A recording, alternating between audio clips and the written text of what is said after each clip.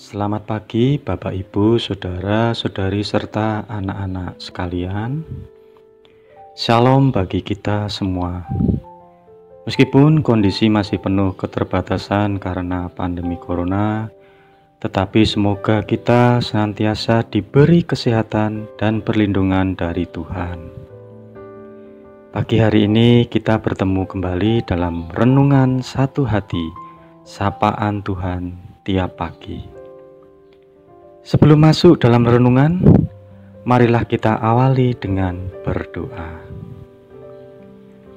Tuhan yang Maha Kasih, terima kasih atas segala karunia dan berkat-Mu yang mencukupi kehidupan kami. Pagi hari ini, kami akan bersama-sama merenungkan firman-Mu. Mampukan kami dan berikan hikmat di dalam menerima renungan ini. Dan biarlah firman-Mu pagi hari ini menguatkan iman dan fisik kami sebelum kami menjalani aktivitas maupun kegiatan kami pada hari ini. Terima kasih Tuhan. Amin. Bacaan yang melandasi renungan pada pagi hari ini diambil dari kitab Lukas 12 ayat 54 sampai 57 dan akan dibacakan oleh Adik Kaisa, salah satu murid sekolah minggu GKJ Condong Catur. Monggo Dik Kaisa. Bacaan firman Tuhan pagi ini terambil dari Lukas 12 ayat 54 sampai 57 yang demikian. Menilai zaman.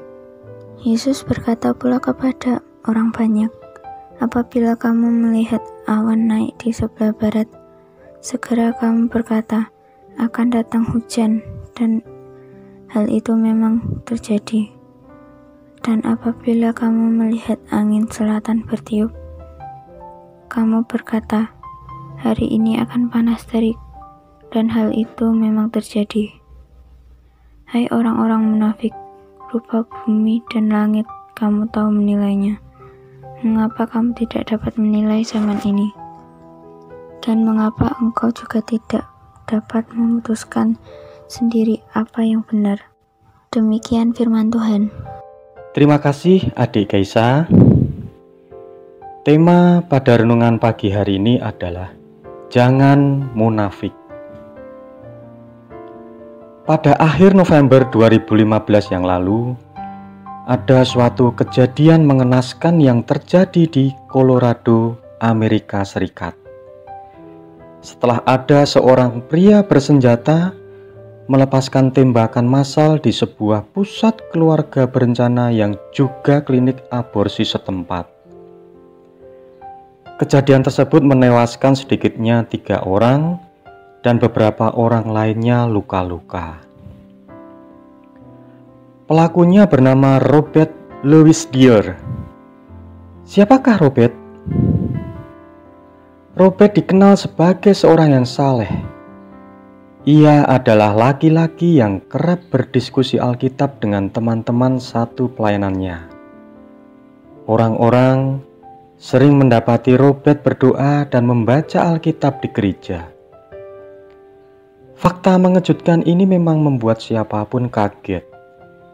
Bagaimana bisa seorang yang rajin berdoa dan membaca Alkitab justru menjadi pelaku penembakan massal?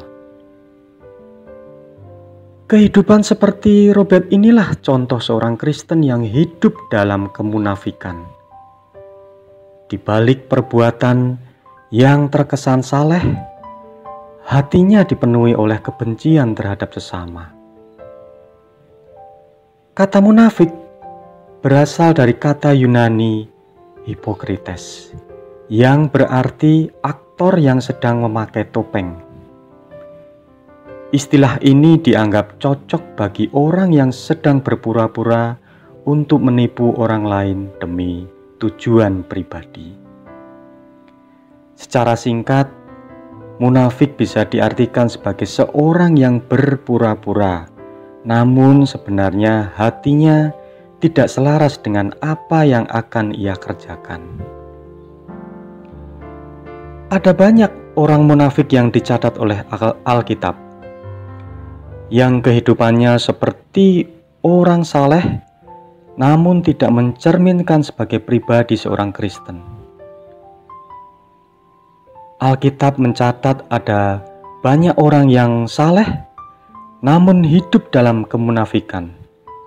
Contoh saja orang Farisi. Mereka disiplin dalam memberikan persembahan, rajin berdoa, dan cerdas dalam pemahaman Alkitab. Jika dilihat dari luar, orang-orang ini nampak seperti orang yang sangat dekat dengan Tuhan. Padahal hatinya jauh dari Tuhan. Di dalam kehidupan sekitar kita pun, sering kita temukan orang-orang munafik. Bahkan kadang diri kita sendiri.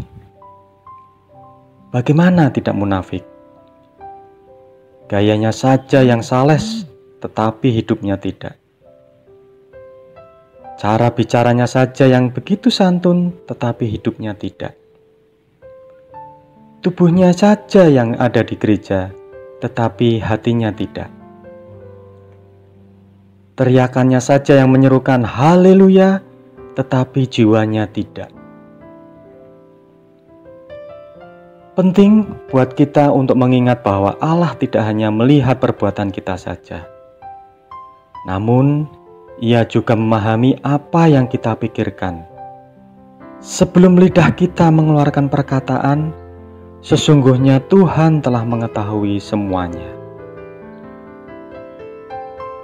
Orang-orang yang bersikap munafik bisa menjadi batu sandungan bagi orang lain dan menghambat orang untuk melihat pribadi Kristus secara benar.